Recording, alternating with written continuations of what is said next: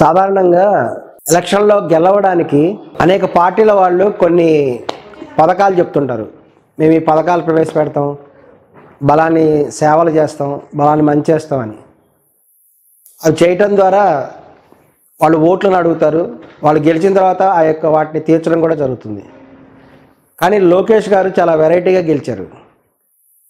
ఆయన ఏంటంటే red book అనేది పెట్టడం ద్వారా ఆ రెడ్ బుక్లో కొన్ని పేర్లు రాసుకొని మేము అధికారంలోకి వస్తే వీళ్ళందరూ అంత తేలుస్తాం అని చెప్పడం ద్వారా ఈయన అధికారంలోకి వచ్చారు. ఈయనది నిజంగా ఒక స్పెషల్ కేటగిరీ కిందకు వస్తుంది.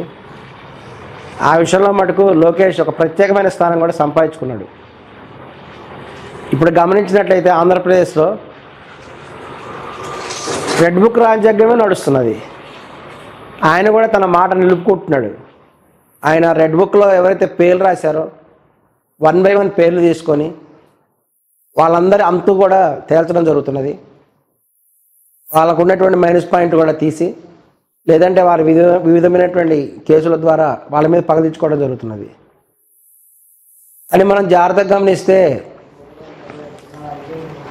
యువకుల మీద తీసుకోవటం ఎందుకు?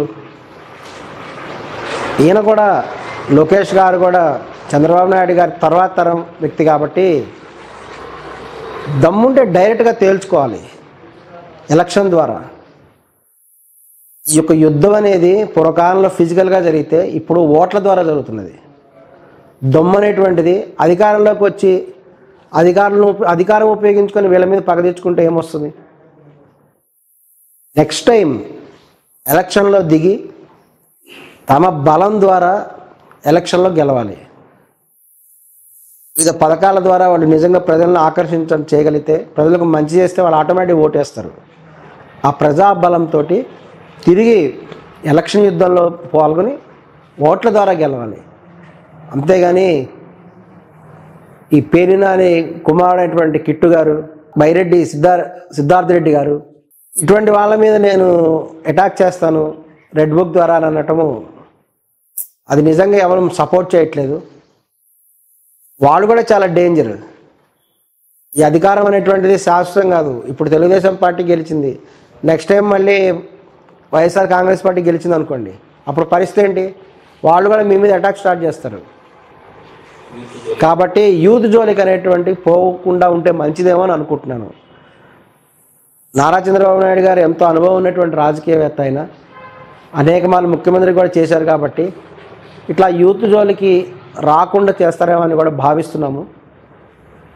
ఈయనకు కూడా అదే అని విజ్ఞప్తి చేస్తాం, లోకేష్ గారికి కూడా యూత్ జోలికి దయచేసి వెళ్ళకండి. ఎందుకంటే వీళ్ళ రేపు కాబోయేటువంటి భవిష్యత్తులో మంత్రులు, ఎమ్మెల్యే అన్నీ కాబోయేవాళ్ళు కదా. అందులో అటువంటి వాళ్ళు కూడా ప్రమాదకరమైన వ్యక్తులు. ఇప్పుడు మీరు వాళ్ళ మీద యాక్షన్ తీసుకొని మీ దగ్గర అధికారం ఉంది కాబట్టి మీరు ఏమైనా చేయగలరు. అధికారం అనేది శాశ్వతం కాదు కదా. రేపు వాళ్ళు గెలిచారనుకోండి, మళ్ళీ వాళ్ళు మీ మీద యాక్షన్ తీసుకుంటారు. ఇటువంటివే వాళ్ళు కూడా ఏదో బుక్ రాసుకొని ఇట్లా వద్దు.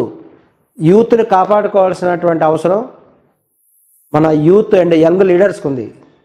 మన లోకేష్ గారు యంగ్ లీడర్ కాబట్టి ఈ యొక్క యూత్ అండ్ యంగ్ లీడర్స్ జోలికి పోరని, వాళ్ళకి ఏ విధమైనటువంటి ఇబ్బంది కలిగించాలని కూడా భావిస్తున్నాం. వాళ్ళతో యుద్ధం చేయండి, వద్దనట్లేదు. ఎలక్షన్ ద్వారా యుద్ధం చేయండి. ఎలక్షన్ ద్వారా యుద్ధం చేసి వాళ్ళని ఓడించండి, మీరు గెలవండి.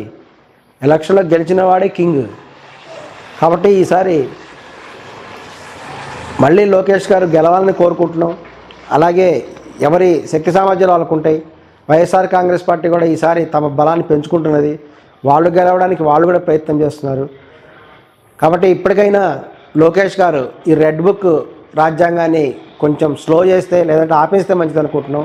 ఎందుకంటే దీనివల్ల వాళ్ళకి ఎంతో చెడ్డ పేరు కూడా వచ్చే అవకాశం కూడా ఉంది. ధన్యవాదాలు.